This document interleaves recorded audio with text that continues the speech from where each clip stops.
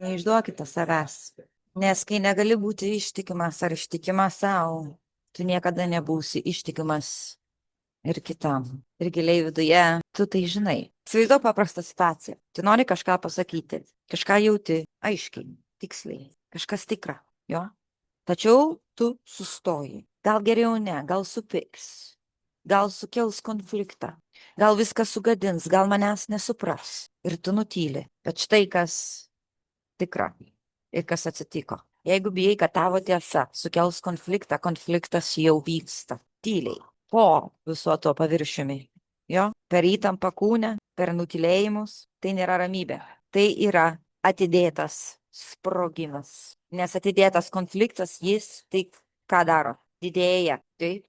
Tu galvoji, kad saugai ryšį, tačiau iš tikrųjų jį lėtai ardai. Ir ardai savo pasitikėjimą su tavimi. Nes tavo kūnas nebegali pasitikėti tavim, kūnas kalba, jo, o tu jį ignoruoji ir nutildai. Taigi tyla gali būti pats garsiausias melas, netgi jeigu tai yra švelni, šventa ar gera ar apsauganti tyla. Jo, kai neišreiški savęs, tu ne tik save mažini, tu atimi ir iš kito galimybę būti tikru, nes santykis, kuriame vienas slepiasi, automatiškai verčia slėptis ir kitą. Ar tai būtų romantiški, ar tai būtų draugiški santykiai, ar tai būtų biznio santykiai, partnerystės. Ir tada abudu pradeda vaidinti. Abu saugus, abu geri, tačiau abu toli vienas nuo kito. Taip, tiesa nėra problema, niekada slėpimas tos tiesos yra. Taip, tavo žodžiai gali sujaudinti, gali įskaudinti, gali būti nepatogu, gali būti trigeriai kažkokie tais, gali būti net keista. Kažkas keistis po to, tačiau tai bent jau bus tikra. O tikrumas visada kūrė.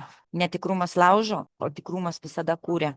Tik tiek, kad prieš sukūrint kažką tikrą, visos iliuzijos visą laiką būna sugriaunamos ir sulaužytos. Taigi nustok atidėlioti save. Jo, jei jauti, sakyk, jei žinai, įvardink, jei esi, būk. Ne rytoj, kai bus tinkamas momentas, kiek mes ieškom tinkamų momentų, ar tai pasakyti, ar išeiti iš darbo, ar išeiti į santykius, ar nueiti į pirmą pasimatymą ir taip toliau, pradėti mokslus, pradėti sportuoti, jo, vis laukiam to tinkamo momento ir va taip niekada negalim pasiekti tos laisvės, laisvė visą laiką atrodo kaip golas, bet laisvė tai yra gyvenimo tiesa, tai net ne golas. Kiekvieną kartą, kai pasirinksi tylą vietoj tiesos, tu treniruoji save, išduoti save. Tu savo sakai, kad tu neverta ar nevertas būti išgirstas. Ir kiekvieną kartą, kai tu pasirinki save, pasirinki pasakyti tiesą, ar jinai patogi ar nepatogi. Tu kuri gyvenimą, kuriame kas.